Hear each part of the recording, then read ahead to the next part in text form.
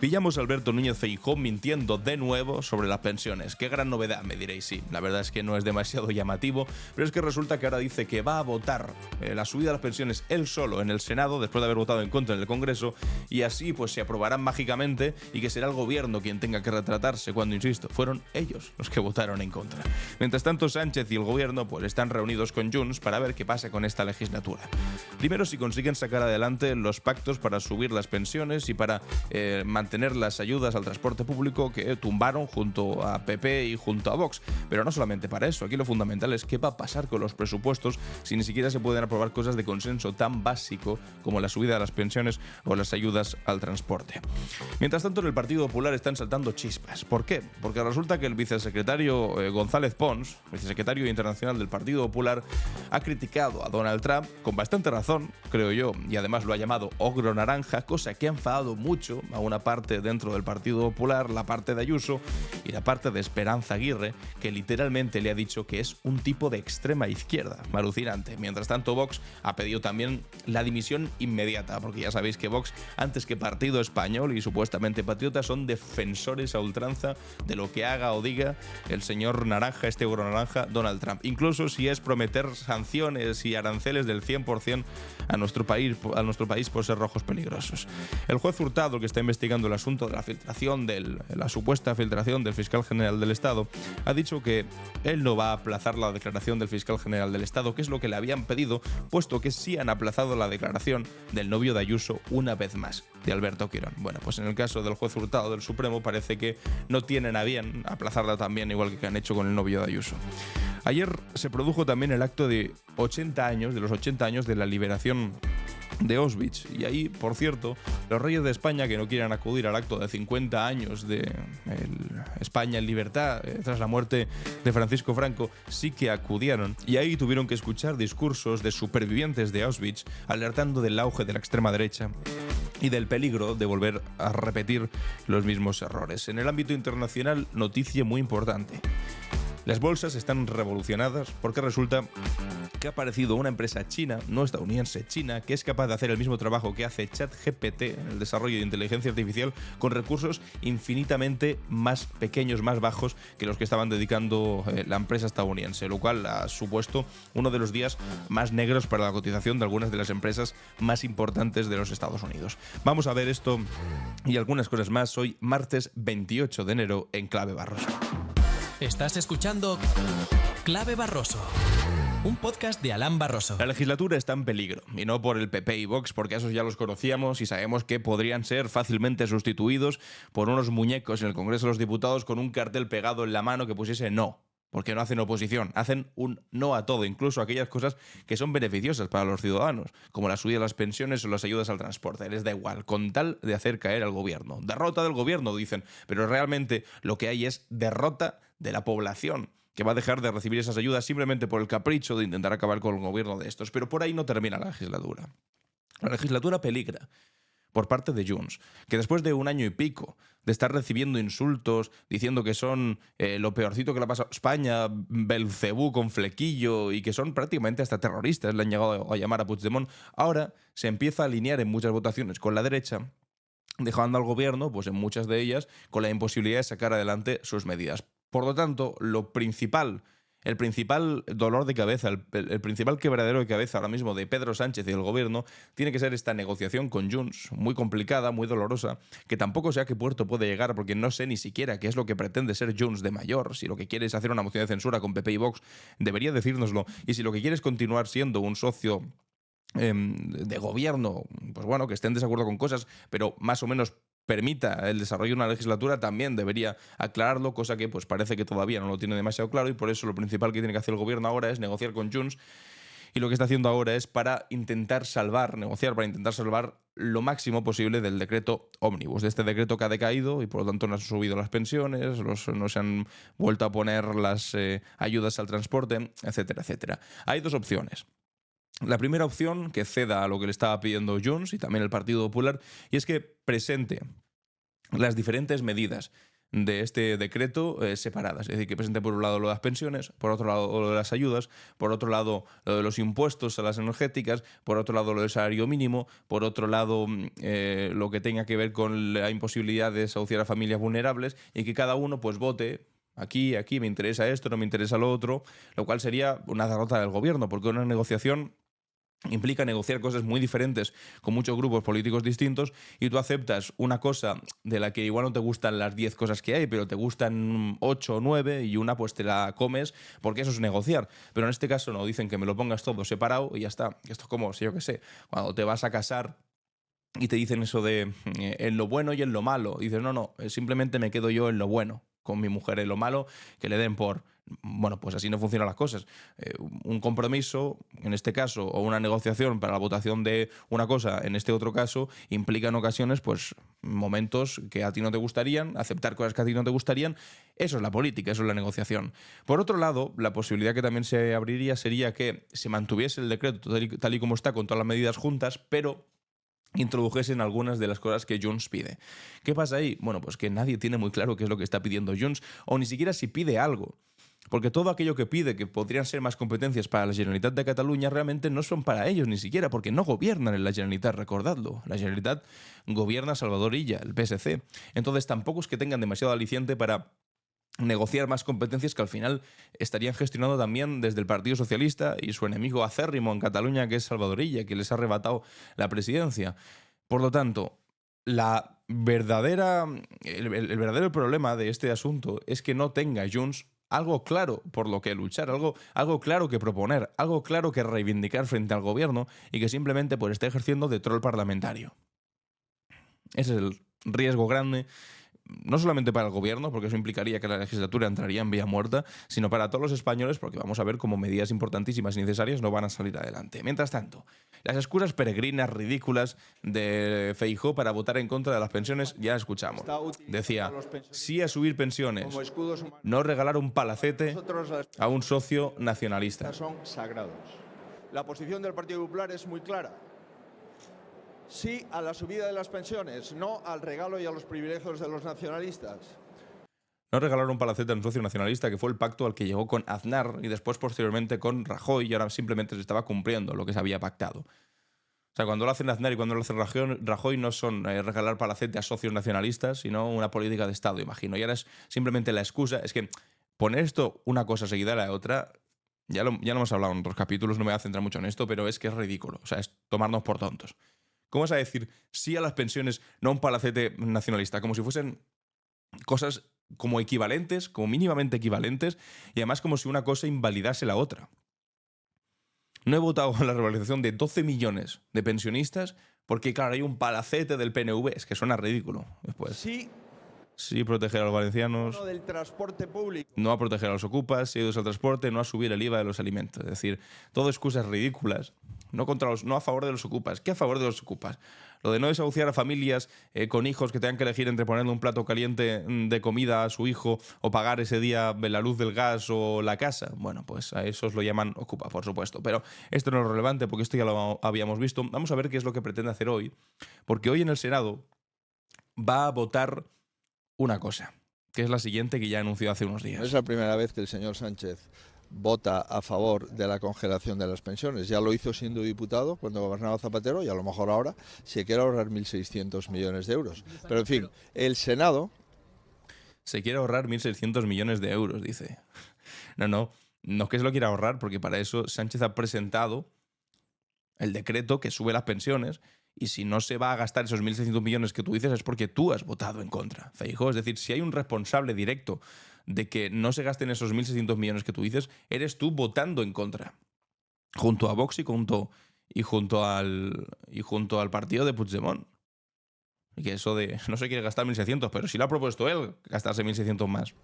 La próxima semana aprobará ¿Es hoy esto ya? la actualización de las pensiones de forma inmediata, así como la bonificación del bono de transporte. Y le corresponderá al gobierno, si quiere o no, actualizar las pensiones y que deje de utilizar a los pensionistas como rehenes. A los pensionistas como rehenes. Dice el que acaba de decir que no aprueba la revalorización por el palacete del PNV. Bueno, dice, el Senado aprobará la próxima semana la subida de pensiones, la bonificación al abono transporte y las ayudas a Valencia. ¿Esto por qué? Porque se ha dado cuenta que lo que hizo, esa actuación ridícula, le ha penalizado. Y la gente está diciendo, no es posible, no entendemos, incluso los propios votantes, que hayáis votado en contra de una cosa que es de puro sentido común, que es subir las pensiones, sobre todo las no contributivas. Entonces le ha entrado el canguele, se ha enfadado un poco con quien le haya asesorado con no votes a favor de esto, que va a ser una gran derrota del gobierno. Y dice, bueno, pues vamos a intentar arreglarlo. ¿Cómo? Pues vamos a hacer una votación fake en el Senado en el que votemos a favor de la subida de todas estas cosas que deberíamos haber votado a favor en el Congreso. El pequeño problema, pues que eso no sirve de nada. Que en el Senado no se puede aprobar esto. Esto es una competencia del Congreso de los Diputados, que después se reafirma en el Senado y que después vuelve a confirmarse en el Congreso de los Diputados. Pero en nuestro país, si hubiesen leído mínimamente la Constitución y no la tuviesen simplemente para calzar la mesa que les cogía en el salón, sabrían cómo funciona el proceso legislativo. Y el proceso legislativo empieza y acaba en el Congreso de los Diputados. Es decir, no puedes votar en contra de la subida de las pensiones en el Congreso y después votar a favor en el Senado para decir, no, si votamos a favor, y después volver a votar en contra de la subida en el Congreso. Eso no funciona así y no sirve para nada. Es simplemente un paripé que van a hacer hoy y que solamente demuestra, primero, que confía muy poco en la inteligencia de los españoles, porque es que esto se ve a la legua, y en segundo lugar, que se utilizan las instituciones retorciéndolas hasta el punto de votar una cosa en el Senado que no le corresponde. Pero bueno, en fin, veremos qué es lo que ocurre hoy, lo veremos en el capítulo de mañana. ¿Qué pasa con este señor? ¿Qué pasa con Esteban González Pons, que es vicesecretario institucional del Partido Popular y también de Relaciones Internacionales del Partido Popular, además de vicepresidente del Parlamento Europeo? Pues que ha escrito un artículo que ha enfadado mucho a la extrema derecha. Iba a decir a la derecha y a la extrema derecha, pero más bien a la extrema derecha, también aquella que convive dentro de las siglas del Partido Popular. Y es que resulta que ha dicho en un artículo en el diario Las Provincias, en el que hablaba de Trump, pues en estos términos, que le decía, se ha proclamado macho alfa de una manada de gorilas, y reivindicaba la actuación de esta obispa, que en la Catedral Nacional de Washington, la obispa de Washington, esta señora, Bishop Marian Edgar Booth, le hizo un discurso delante de Donald Trump, donde se dirigía a él y le decía, millones han puesto la confianza en usted. Y como usted le dijo a la nación ayer, sintió la mano provincial del amado Dios. Ya sabéis que en Estados Unidos son como muy pomposos con actos religiosos y demás. Y entonces, en ese acto, que es lo que reivindicaba aquí González Pons, que aunque estemos en las antípodas ideológicas en España, cuando miramos hacia el extranjero, sobre todo cuando miramos hacia Estados Unidos, podemos tener visiones más o menos parecidas. Porque él, aunque sea un conservador de un partido de derechas español y yo sea una persona progresista, podemos tener como una serie de valores o de visiones, diría incluso europeos o de respecto a lo público o incluso de una mirada de lo que debe ser el cristianismo bastante más cercana entre nosotros de lo que puede tener en este caso Donald Trump, que siempre reivindica los valores conservadores, pero es un tipo que se ha divorciado, se ha casado con una mujer mucho más joven que él, ha tenido relaciones fuera del matrimonio incluso con actrices pornográficas, les ha pagado dinero para que no hablen, es decir, es todo lo contrario a lo que moralmente se supone que está defendiendo esos valores conservadores y demás. Pero lo más grave de todo es que cuando, en este caso, esta obispa le empieza a hacer un discurso que cualquier católico, en este caso no son católicos, anglicanos, pero cualquier cristiano básicamente te podría defender, defendiendo a los más desfavorecidos, hablando de misericordia, de repente les enfada tanto como para estar poniendo estas caras y bueno, después la llamaron radical, incluso comunista. Mucha atención. En nombre de nuestro Dios, le pido misericordia por la gente de nuestro país. Tenemos miedo. Hay niños gays, lesbianas, transgénero en familias demócratas, en republicanas e independientes. Algunos que temen por sus vidas. Y la gente que trabaja en nuestros cultivos, que limpia nuestras oficinas, quienes trabajan en granjas avícolas y en plantas empacadoras de carne, los que lavan los platos después de que comemos en los restaurantes, trabajan los turnos nocturnos en hospitales, puede que ellos, no sean ciudadanos, que no tengan la documentación adecuada. Pero la vasta mayoría de inmigrantes no son criminales. Pagan impuestos y son buenos vecinos. Son fervientes miembros de nuestras iglesias y mezquitas. sinagogas y templos.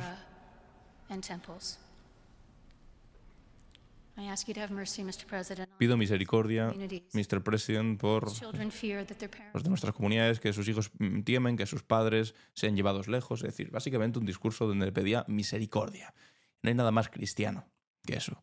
Misericordia por los más desfavorecidos. Bueno, pues Esteban González Pons escribió este artículo basado en este discurso de esta obispa, donde dice, bueno, decía cosas como, por ejemplo, hoy el envejecimiento de Occidente, la crisis climática, la deshumanización tecnológica o la brecha sanitaria entre ricos y pobres están cerca de cambiarnos el universo, pero nosotros solo vemos a Trump, que es síntoma y no motor de lo que sucede. Arranca en la edad poseuropea, pero no por él. Hace ya mucho que los defensores del Estado de Derecho estamos mudos mirando al surfista sin ver la ola. Trump será un emperador, no lo niego, pero no el fundador del imperio. Su poder se fundamenta en el caos circundante, la ley del más fuerte, que todavía mantiene en equilibrio al planeta.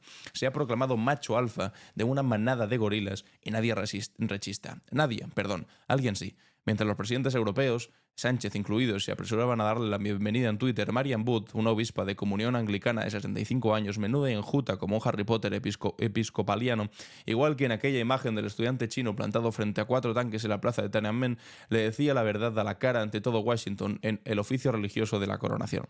Mirando al ogro naranja, pidió a Dios por los jóvenes homosexuales, por los sin papeles que lavan nuestros platos en los restaurantes, por los niños cuyos padres pueden ser deportados, por los refugiados que huyen de la guerra y la persecución. Y bueno, básicamente cita lo que había dicho esta señora como buen criterio cristiano, y que tanto ha enfadado no solamente a Donald Trump, sino también dentro del Partido Popular a Esperanza Aguirre, que ahora vamos a escucharlo, pero también a Vox. Vamos a escuchar los primeros que han dicho esto de González Pons. El problema, que no solamente es Pedro Sánchez, que es que vemos que el Partido Popular, de la mano de Esteban González Pons, pues vicepresidente del Parlamento Europeo, pues eso, le llama gorila, le ha llamado gorila y enterrador de la democracia, cosas de ese tipo, he tenido que leer. ¿De verdad que el Partido Popular piensa que así vamos a evitar aranceles a nuestro sector primario y a nuestra industria? Esto es tremendo. Básicamente dicen, no le llamen ogro naranja a Donald Trump, porque así no vamos a evitar aranceles. Es decir, se erigen ellos en los protectores más ridículos de Donald Trump, por esta especie de sumisión, de servilismo infame al líder de Estados Unidos de no le insultes, no vaya a ser que nos ponga aranceles, no digas lo que piensas de Donald Trump, no vaya a ser que nos machaque económicamente, que es la actitud del cobarde, que frente al gran poderoso dice no le molestes demasiado, no vaya a ser que se enfade con nosotros, que es una actitud sumisa y ridícula de parte de unos que tanto se reivindican como patriotas, pero a la hora de la verdad lo único que hacen es defender sistemáticamente a un tipejo como Donald Trump, que debería representar todo lo que cualquier católico practicante de nuestro país estuviese horrorizado por las cosas que hace, pero sin embargo se ha convertido en sus perritos falderos, en sus protectores, simplemente porque coinciden en sus dogmas ideológicos que tienen que ver con la extrema derecha. Ojo, no con el cristianismo ni con el catolicismo, ni mucho menos con valores familiares que este señor no contempla ni uno solo de ellos. Pero sin embargo ahí lo tenéis diciendo no os enfadéis, no vaya a ser que nos pongan aranceles. De verdad, opinión completamente ridícula. No te ponen aranceles y le plantas cara. No simplemente vas ahí porque Donald Trump, porque a la investidura de Donald Trump fue Santiago Abascal el único español invitado a básicamente rendirle pleitesía.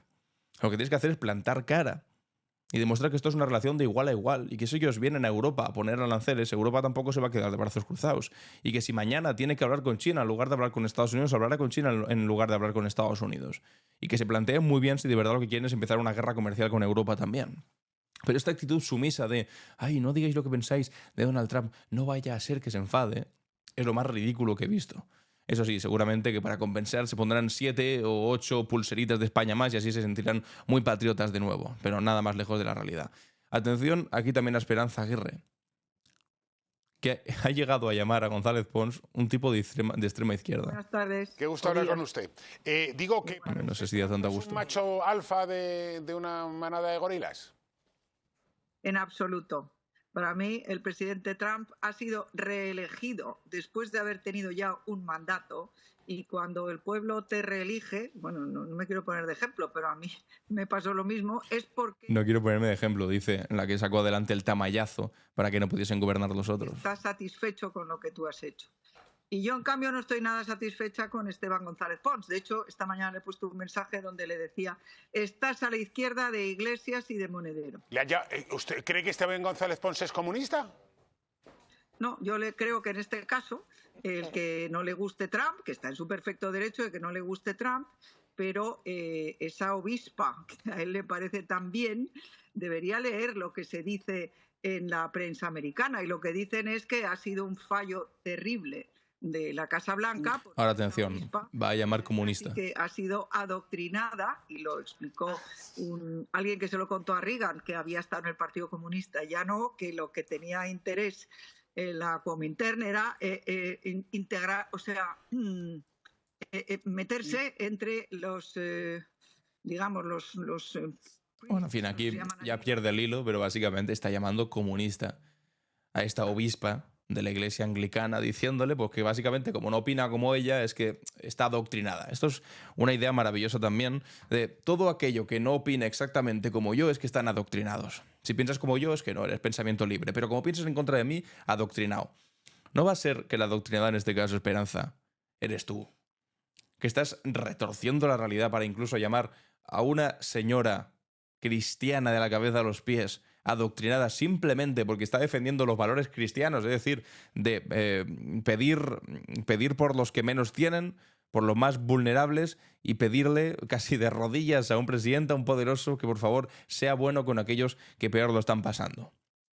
Que no hay nada más cristiano que eso. Pero claro, esta gente, si hoy se encontrasen cara a cara con Jesucristo y Jesucristo les diese alguna de sus enseñanzas que están en la Biblia, es que le llamarían comunista. Pero bueno, ¿qué vamos a esperar de un partido donde el otro día pues veíamos, por desgracia, a Isabel Díaz Ayuso también adorando a Donald Trump y diciéndole, cuando se equivocó y metió a España dentro de los BRICS, de estos países emergentes, y nos confundió los BRICS, la S de Sudáfrica la confundió por S de Spain y dijo que nos iba a poner un 100% de impuestos. Pero que de España entera, ahora dice que somos, que no todos en España queremos ser parte de los me BRICS. encargaré personalmente, así lo hará desde luego mi gobierno, de demostrar ante esta administración que no todos los españoles ni todos en España, desde luego las administraciones, no somos parte de los BRICS ni queremos serlo. Ni queremos serlo, como si tuviésemos opción de ser de Brasil, de Rusia, de India, de China o de Sudáfrica, que son los países BRICS. Pero en fin, ¿qué vamos a hacer con esta gente? Son auténticos serviles de Donald Trump, de sus intereses, de la manera más ridícula posible, y al mismo tiempo atreviéndose a llamarse patriotas, cuando lo que hacen es vender por 4 duros nuestro país y la soberanía de nuestro país ante lo que les diga, en este caso, pues el soberano de turno de los Estados Unidos. En fin, ridículo. Igual de ridículo que es que mientras se ha aplazado por 4ª vez consecutiva la declaración del novio Ayuso, que ya se cumple un año desde que salió todo el asunto de su presunto fraude fiscal y todavía no ha tenido que declarar delante del juez, no le hemos escuchado la voz. Cuando se pide que, bueno, pues puesto que se aplaza la declaración del señor Alberto Quirón, que mínimo que también se aplacen las declaraciones del resto de implicados en el caso que tiene que ver con él. Bueno, pues que no. Que dice este señor, que dice el juez del Supremo que está con el asunto del fiscal general del Estado, que ya sabéis que es el asunto que han sacado para básicamente hablar de otra cosa que no sea el novio de Ayuso, que no, que eso no se aplaza, que eso se va a mantener. Es decir, estamos en el delirio en el que el fiscal general del Estado tiene que declarar antes que el novio de Ayuso, por el caso que afecta al novio de Ayuso, y que han declarado periodistas, que ha declarado Miguel Ángel Rodríguez, que ha declarado todo Dios, excepto aquel que inaugura todo el caso. De verdad que es delirante, igual de delirante que es esto que me he encontrado. Que, por cierto, acaba de ser la noticia, antes de ir a este último delirio, que han salido los datos de la encuesta de población activa del paro de hoy, y resulta que cerramos el año 2024 con el paro más bajo desde el año 2008, con un récord de empleo y también con el desempleo más bajo del 2008 en un 10,6%, amigos y amigas. No está nada mal. No está nada mal para aquello que nos prometieron, ¿no? Que, vamos, subir el salario mínimo iba a traer esto, la hecatombe económica y un paro espectacular. ¿Os acordáis que decía Daniel Lacalle por aquel entonces? Un 10,8% o 10,6%, amigos y amigas. Eso que decían de tiempos de rojos, hambre y piojos, pues a ver si va a ser al contrario. Y que esos dogmas económicos de la derecha de no se pueden subir los salarios, al final sean mentira. Bueno, en fin, vamos con el ridículo que os prometí ahora. Y es que ahora que, bueno, pues el mundo se está reorganizando, tras la victoria de Donald Trump, y precisamente con la noticia tan interesante que os decía que os iba a contar antes sobre China y la inteligencia artificial, que ha sido alucinante lo que ocurrió el día de ayer, Isabel Díaz Ayuso, que ya sabéis que tiene un poco de obsesión con el señor Zapatero, pone el siguiente tuit: el Plan Internacional de Zapatero, amigo de dictaduras y narcoestados, arranca a España de sus vínculos atlánticos y occidentales y nos alinea con poderes contrarios a las democracias liberales. Plan que Sánchez sigue punto por punto. Hombre, yo no sé si Donald Trump es lo que mejor encaja como democracia liberal, cuando es un tipo que literalmente cuando perdió las elecciones llamó a asaltar el Capitolio de los Estados Unidos. No coincide precisamente con democracia liberal. Y tampoco sé si lo que le da rabia es que vayamos a hablar con más países además de con Estados Unidos. Lo que pretenden estos patriotas de pandereta es que seamos simplemente los los muñequitos con los que jueguen el imperio estadounidense, y que como estamos dentro de la OTAN y siempre hemos estado al amparo desde que Franco nos puso al amparo de Estados Unidos, no nos podamos mover de ahí, ni tengamos la soberanía, ni la decisión o el libre albedrío de decir quiénes son nuestros líderes. Y si Donald Trump lo tenemos allí diciéndonos que nos va a poner un 100% de aranceles, confundiéndonos con los BRICS y haciendo todo tipo de desfachateces como las que estamos viendo, hombre, pues qué menos que poder empezar a hablar con otros países en libertad, evidentemente sin comprometer nuestra soberanía ni nuestra democracia, pero siendo un poquito serios y siendo también adultos, pudiendo decidir con quiénes queremos ser aliados. Bueno, pues en este caso comparte esta captura y pone: Sánchez refuerza la alianza con China para hacer frente a Trump. Solo faltaría que no pudiésemos hablar con China, y comparte otra imagen que parece una cara de Belmez más que Zapatero, pero bueno, una imagen pixelada de Zapatero, donde pone: tenemos que hacer que China y ojalá la Unión Europea pongan a Estados Unidos en una situación imposible. Claro, tenemos que hacernos valer, no actuar simplemente como países sumisos a lo que diga la voz del imperio en determinado momento. Claro que tenemos que hacernos valer, pero esto le parece fatal a Isabel Díaz Ayuso, parece ser la auténtica patriota. Vamos con el aniversario de los 80 años de Auschwitz, donde, por cierto, sí han acudido los reyes de España. Cosa que, bueno, por lo que sea, al aniversario de la muerte de Franco no acudieron. No vaya a ser que sea porque todos recordemos que si hay monarquía en España fue porque básicamente designó Francisco Franco a Juan Carlos I como su sucesor, y no porque precisamente lo votasen los españoles. Entonces, por lo que sea, pues Felipe VI no va a los 50 años de la muerte de Franco, pero sí a los 80 años de la liberación de Auschwitz. Hombre, que algo es algo. Pero vamos a ver cuáles son los discursos que han dicho delante de ellos y delante de todos los líderes europeos y mundiales, algunos de los supervivientes que quedan, cada vez menos por desgracia, de aquella catástrofe, no es una catástrofe, de aquella masacre, de aquel genocidio, aquel holocausto que fue lo ocurrido durante los años 30-40 en territorios controlados por el Tercer Reich. Esto lo vamos a ver ahora en La Clave Internacional. ¿Qué pasa en el mundo? La Clave Internacional. Janina Iwanska, superviviente de Auschwitz, en el aniversario de la liberación. Dice: la gente se ha vuelto tan inhumana que esto puede pasar de nuevo. Si Europa quiere evitar la destrucción, su gente debe anticipar mejor las consecuencias de sus acciones. Esto es básicamente algunos de los discursos que se han escuchado, que como está Macron, estaban todos los líderes europeos, líderes internacionales, recordando lo ocurrido y escuchando de la viva voz de algunas de sus víctimas, pues una advertencia, más que simplemente un recordatorio lacrimógeno sobre lo horroroso que fue, que también, una advertencia que es lo que más obsesiona en muchos casos a los supervivientes, que es que esta barbarie no se olvide, pero sobre todo, no por una cuestión de ego, sino porque no quieren que se vuelva a ocurrir ni que nadie vuelva a sufrir lo que sufrieron en aquel momento. Supervivientes de Auschwitz advierten sobre el auge de la ultraderecha en el 80 aniversario de su liberación. Tomen en serio lo que predican los enemigos de la democracia. Esta fue la serie de advertencia sobre el auge de la ultraderecha a nivel mundial que lanzó Leon Weintraub, uno de los 50 supervivientes de Auschwitz que participaron este lunes en el acto de celebración del 80 aniversario de la liberación del campo de exterminio nazi por el ejército soviético. El aumento del antisemitismo en la actualidad, un sentimiento que llevó al Holocausto, y de las teorías de la conspiración que culpan a grupos sociales como los judíos o como ahora los musulmanes de los males del mundo, centraron la mayor parte de las intervenciones de las víctimas en este emotivo homenaje. En la maquinaria genocida nazi, compuesta por una amplia red de campos de concentración y exterminio como los de Chelmo, Belzec, Sobibor, Treblinka, también en Polonia, o Dachau, Bergen-Belsen o Sachsenhausen en Alemania, Auschwitz fue el buque insignia de los crímenes del Tercer Reich. Se estima que 1,1 millones de personas perdieron la vida en Auschwitz, la mayoría de ellos judíos. Y hoy en día, si vemos imágenes pues son imágenes que tristemente nos recuerdan a momentos pasados, de los momentos más oscuros de la humanidad. Esto es una imagen de un tren en Auschwitz, y esto es una imagen producida en el día de ayer, entre ayer y anteayer, de una columna de centenares de miles de palestinos, de gazatíes, volviendo a un sitio, una zona del que fueron expulsados en bombardeos, a bombazos básicamente, en un exterminio que ha acabado con la vida de más de casi 60.000 palestinos, una gran parte de ellos niños, porque la mitad de la población de Gaza son niños, mientras Donald Trump está diciendo que hay que limpiar Gaza y sacar a 1,5 millones de palestinos del territorio para meterlos en Jordania y en Egipto, es decir, hacer una limpieza étnica del territorio para que no queden palestinos y lo puedan arrebatar ese territorio el gobierno israelí en Netanyahu. Las paradojas de la historia son crueles y precisamente una parte, yo no hablo aquí de los judíos, hablo aquí de los israelíes, pero que son judíos, que sufrieron en sus propias carnes uno de los mayores horrores que se han visto jamás en la historia de la humanidad. Ahora, insisto, algunos de ellos, sus gobernantes concretamente, estén produciendo exactamente los mismos horrores humanitarios contra otra población civil indefensa, igual que en el pasado se lo hicieron a ellos.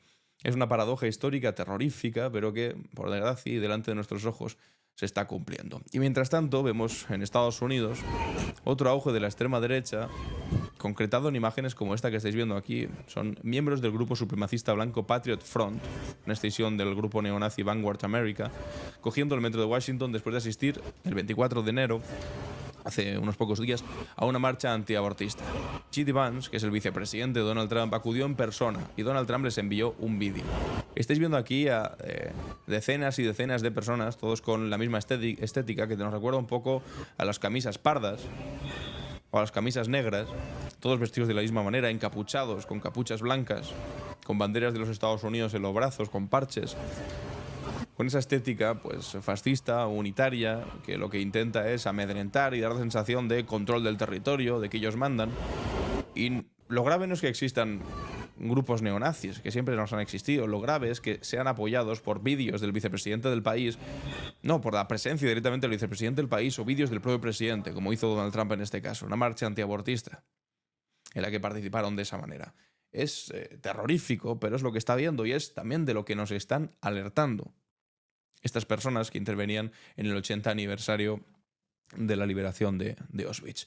Ayer terminamos hablando también sobre lo que pasaba entre Colombia y Estados Unidos, entre Donald Trump y Petro, porque Donald Trump básicamente había empezado a exportar ya a muchos inmigrantes en situación irregular, a los que él ya directamente llama criminal, a pesar de que sea pues la fuerza de trabajo fundamental de los Estados Unidos y en la que la economía estadounidense no funcionaría, pero empezó a reportar algunos para cumplir su promesa de deportar a inmigrantes que pues al final le llevaba a las elecciones en este auge ultraderechista mundial. Bueno, pues los envió como si fuesen criminales en aviones del ejército, esposados, maltratados, y Petro, el presidente de Colombia, Gustavo Petro, dijo que no iba a permitir que se tratase a nacionales colombianos de esa manera y que si los querían devolver a Colombia, que lo hiciesen, pero que lo hiciesen en situación de una mínima humanidad, en un vuelo regular, en un vuelo civil, no como si fuesen criminales en lo militar. Donald Trump contestó que él iba a hacer lo que le daba la gana y que si no aceptaban que llegasen los aviones, que les iban a poner un arancel del 50%, del 25% primero y después del 50%. Gustavo Petro hizo una reivindicación de la defensa nacional de Colombia, de los valores no solamente colombianos sino latinoamericanos frente a Donald Trump, que está tratando a todos los latinos como si fuesen una auténtica basura. Y dijo que iba a resistir, también le puso el 25% de aranceles a Estados Unidos, pero esta posición no duró demasiado y rápidamente Colombia tuvo que recular y tuvo que aceptar esos vuelos con migrantes deportados por Trump y no ponerle aranceles. Y al final llegaron al acuerdo, Donald Trump tampoco le pondrá aranceles, pero esto simplemente es la primera demostración de fuerza en la que evidentemente si Estados Unidos se enfrenta a Colombia, a un país solo, en solitario, quien va a ganar es Estados Unidos. Por eso os decía antes lo importante de establecer alianzas internacionales entre diferentes países para que no todo aquello que diga Estados Unidos sea simplemente misa y sea palabra de Dios, sino para poder plantar cara, porque si no, lo que ocurre es lo que acabáis de ver ahora con Gustavo Petro. Y vamos al asunto internacional que más revuelo lanzó ayer, y es que una empresa china, no estadounidense, china, llamada DeepSeek, ha tumbado con su inteligencia artificial a los gigantes de Silicon Valley. ¿Por qué? Porque la compañía china ha creado un modelo más barato y más eficiente de inteligencia artificial exprimiendo los desarrollos previos. Durante este último año y medio, 2 años, se ha desarrollado una cantidad de inteligencia artificial que ha sido espectacular, sobre todo desde Estados Unidos, desde Silicon Valley, donde las empresas más punteras están asentadas, y sobre la capacidad de computación que otorgaban empresas como Nvidia, que es una empresa que genera tarjetas gráficas y los chips necesarios para desarrollar la inteligencia artificial, entrenándola con gran cantidad de datos, pues era el sitio donde se estaba desarrollando a una velocidad pasmosa, mucho más rápida de lo que pensábamos. Todos supongo que habéis experimentado con ChatGPT, que es alucinante poder generar imágenes al momento, conversación en tiempo real, que una máquina tenga capacidad de discutir contigo, de ayudarte en determinadas tareas. Se está viendo unos avances espectaculares que pueden ser buenísimos para la humanidad, al mismo tiempo que también pueden empezar uno de los periodos más oscuros, porque no sabemos cómo puede evolucionar esto, pero bueno, que parecía sí o sí un avance que era casi explícitamente y netamente americano, estadounidense.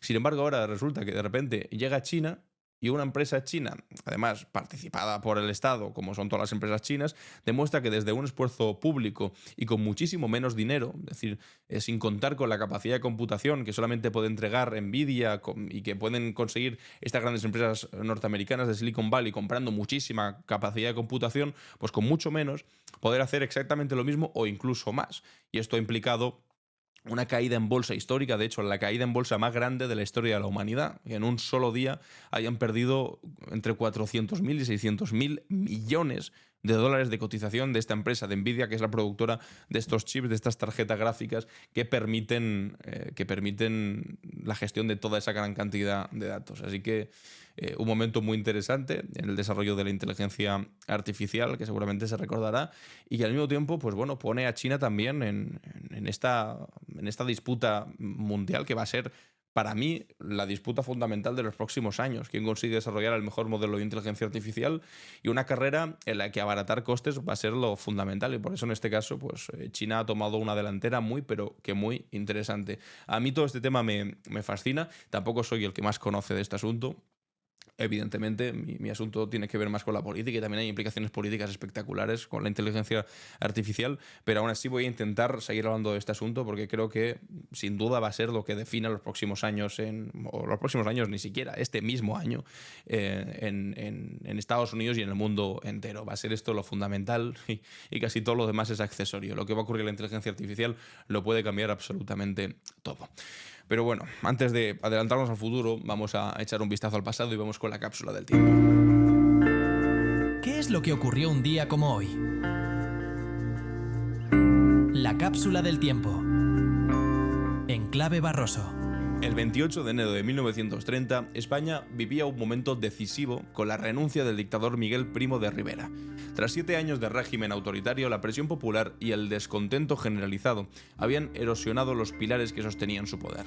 El dictador, que había llegado al poder mediante un golpe de Estado en 1923 con el beneplácito y el apoyo del rey Alfonso XIII, se encontraba cada vez más aislado.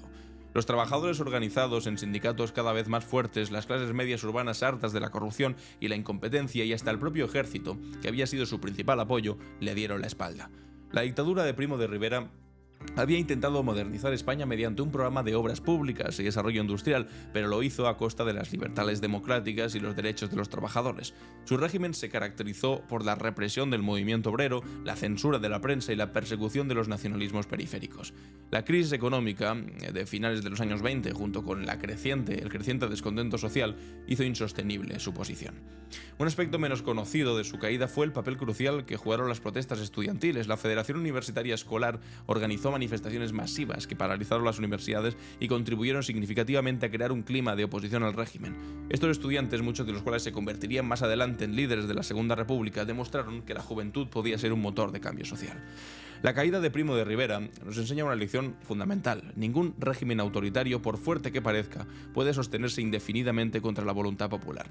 Su renuncia marcó el inicio del fin de la monarquía española. El rey Alfonso XIII, que había apoyado la dictadura, quedó profundamente desprestigiado. Los intentos desesperados de salvar la monarquía mediante el gobierno del general Berenguer, conocido irónicamente como la dicta blanda, luego el del almirante Aznar, que vino posteriormente, fracasaron estrepitosamente y apenas 15 meses después, las elecciones municipales del 14 de abril de 1931 se convirtieron en un plebiscito que de facto llevaría a la proclamación de la Segunda República y la huida de Alfonso XIII.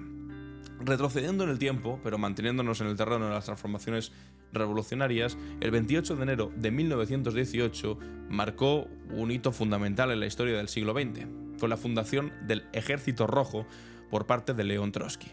Este no fue simplemente un cambio de nombre o una reorganización militar en Rusia. El Ejército Rojo representó una ruptura radical con las estructuras militares anteriores en Rusia. La creación del Ejército Rojo fue una tarea titánica. Trotsky tuvo que construir prácticamente de la nada una fuerza militar capaz de defender la revolución soviética. El antiguo ejército zarista se había desintegrado durante la revolución y los bolcheviques inicialmente desconfiaban de la idea misma de un ejército permanente. Sin embargo, la amenaza de la contrarrevolución y de la intervención de países extranjeros hizo necesaria la creación de una fuerza militar profesional. Por primera vez en la historia se creaba un ejército basado en principios democráticos internos. Se abolieron los privilegios de los oficiales, se eliminaron las diferencias jerárquicas innecesarias y se estableció un sistema de comités de soldados que participaban en las decisiones. Los soldados podían elegir a sus representantes y tenían derecho a criticar a sus superiores. Esta democratización revolucionaria demostró ser extraordinariamente efectiva. El Ejército Rojo, formado principalmente por obreros y campesinos, logró defender la revolución contra la intervención de los 14 potencias extranjeras y ejércitos blancos contrarrevolucionarios que atacaron la Rusia soviética. Un aspecto innovador fue la importancia que se dio a la educación política y cultural de los soldados. Cada unidad tenía sus propios comisarios políticos que organizaban clases de alfabetización, debates políticos y actividades culturales. El Ejército Rojo se convirtió así no solo en una fuerza militar, sino también en una escuela de ciudadanía revolucionaria, según la llamaban. Un dato menos conocido es que el Ejército Rojo fue también pionero en la igualdad de género dentro de las Fuerzas Armadas. Sorprendentemente, miles de mujeres sirvieron no solo como enfermeras o como personal auxiliar, sino también como combatientes en unidades regulares, décadas antes de que esto fuese aceptado en los ejércitos occidentales. Figuras como Alexandra Kollontai jugaron un papel crucial en promover la participación de las mujeres en todas las esferas de la vida militar, y hay auténticas heroínas, por ejemplo, de la Segunda Guerra Mundial contra los nazis, que son reivindicadas, mientras en el resto de países pues todavía no se habían incorporado a ese tipo de labores. El 28 de enero de 1928 nos trae además la pérdida de una de las voces más potentes del republicanismo español. Fue Vicente Blasco Ibáñez, un escritor valenciano de proyección internacional, que fue mucho más que un simple novelista de éxito. Fue un intelectual comprometido que utilizó su pluma como arma de combate contra la injusticia social y contra el autoritarismo. La trayectoria de Blasco Ibáñez es fascinante. Nació en Valencia en 1867 y desde muy joven se involucró en la política republicana. Fundó el periódico El Pueblo, que se convirtió en una de las voces más influyentes del republicanismo valenciano. Sus artículos incendiarios le valieron varias condenas a prisión y exilios, pero nunca abandonó su compromiso con la causa republicana y la justicia social. Sus novelas como La Barraca o Cañas y Barro retrataban con crudeza la vida de los trabajadores valencianos, denunciando la explotación y la miseria. Pero su obra no se limitó al ámbito valenciano. Novelas como Los Cuatro Jinetes del Apocalipsis, que se convirtieron en un éxito internacional, denunciaban el militarismo y la barbarie de la Primera Guerra Mundial. Su compromiso antimilitarista y su defensa de la paz le granjearon admiración y también enemigos por todo el mundo. Blasco Ibáñez también fue un crítico implacable de la monarquía española, sobre todo en sus últimos años. Desde su exilio en Francia ya publicó panfletos y artículos denunciando la dictadura de Primo de Rivera y al rey Alfonso XIII. Su obra Una nación secuestrada, el terror militarista en España, fue una demoledora crítica del régimen que contribuyó a socavar sus bases de apoyo. Y finalmente, en este día, un día como hoy, nació también en 1853 José Martí, una figura cuya relevancia trasciende las fronteras de su Cuba natal para convertirse en un símbolo del antiimperialismo latinoamericano. Por una curiosa coincidencia histórica, además, el mismo día de su nacimiento, pero de 1909, finalizó la primera ocupación militar estadounidense de Cuba, contra la cual Martí había advertido décadas antes. La vida de Martí fue una dedicación constante a la causa de la libertad y de la liberación. Desde muy joven se involucró en la lucha por la independencia de Cuba, lo que le valió ser condenado a trabajos forzados cuando apenas tenía 16 años. En el exilio, principalmente en Estados Unidos, desarrolló una intensa labor intelectual y organizativa fundando el Partido Revolucionario Cubano y preparando la Guerra de Independencia. Martí fue un pensador integral que entendió que la verdadera independencia no podía limitarse a la expulsión del poder colonial español. Sus escritos alertaban sobre el peligro del imperialismo estadounidense en una época en la que pocos percibían esa amenaza todavía. Viví en el monstruo y le conozco las entrañas, escribió tras su estancia en los Estados Unidos, advirtiendo sobre las ambiciones expansionistas de la potencia del norte, y no se iba a equivocar precisamente. Su visión de la independencia iba más allá de la mera soberanía política. Para Martí, la liberación debía ser también social y económica. Abogaba por una república con todos y para el bien de todos, donde la justicia social y donde la dignidad humana fueran los pilares fundamentales. Se opuso al racismo y defendió la igualdad racial en una época en la que estas ideas eran muy pero muy revolucionarias. Martí no vivió para ver la independencia de Cuba, cayendo en combate en Dos Ríos en 1895. Sin embargo, sus ideas sobre la unidad latinoamericana, la justicia social y la resistencia al imperialismo han inspirado a generaciones de luchadores por la libertad en todo el continente, desde el Che Guevara hasta los movimientos sociales contemporáneos. Su visión de una América Latina unida, libre y soberana sigue siendo un faro para quienes luchan por la emancipación de los pueblos. Y hasta aquí, amigos y amigas, nuestra cápsula del tiempo. Vamos con las preguntas y respuestas. ¿Y tú? ¿Qué opinas? En Clave Barroso. Bienvenidos y bienvenidas a ¿Y tú qué opinas? Cerro dice: el novio no va a declarar, el novio Ayuso. Si suspenden la declaración y dan nueva fecha, es por algo. El avión de regreso desaparecerá de los radares o será secuestrado o caerá en un lugar de la selva y se lo comerán los caníbales, o no regresará y será a vivir al Caribe o a algún país sin tratado de extradición y no pasará nada, ni la jueza ni a Isabel. Pues fíjate por dónde, yo creo que no. O sea, esto de la desaparición y por tanto no volverá a España si se librará de la condena, yo te lo compraría si no fuese porque creo que se sienten tan impunes que creen que aunque vuelvan a España pues no les va a pasar nada. Hombre, si ha conseguido porque por 4 ocasiones le aplace la declaración, ¿qué quieres que te diga? Juan José Domínguez dice: no le quepa la menor duda de que se alargará todo para al final declararlo prescrito. No se corta un pelo y se sienten impunes. Pues lo que decía, puede ser que eso ocurra. Fernando Torres dice: pero Puigdemont no dijo que se iba de la política si no lo elegían como presidente de la Generalitat. Efectivamente, buen apunte. J. Muruena dice: si Marruecos decidiera invadir Canarias, pongo por caso, se harían súbditos de Hassan con tal de derribar al gobierno. Los acólitos de Torrente, un país que decía Forges. Es verdad, si tienen que ponerse al lado de Estados Unidos antes de con España, lo hacen. Sí, pero si tuviesen que ponerse al lado de Marruecos antes de que con España, también lo harían. Es este patriotismo extraño, patriotismo inverso, lo llamaría yo. Y Sestrenka dice: yo confío que lo de las pensiones terminará arreglándose. El PP tiene que recular porque las medidas antisociales, si prima el sentido común y más con el motivo que esgrimen, debería pasar factura a las urnas, aunque el ser humano no deja de sorprenderme, no hay peor ciego que el que no quiere ver. Hablo de las pensiones porque es lo que me afecta directamente. Deseo que el resto quede también solucionado porque todo es importante para nuestra sociedad.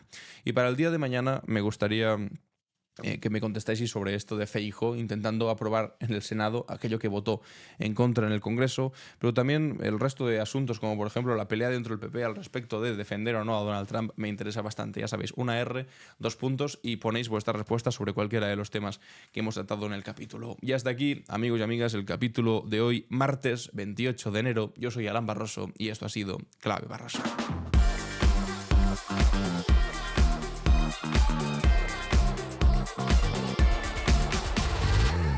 En Clave Barroso.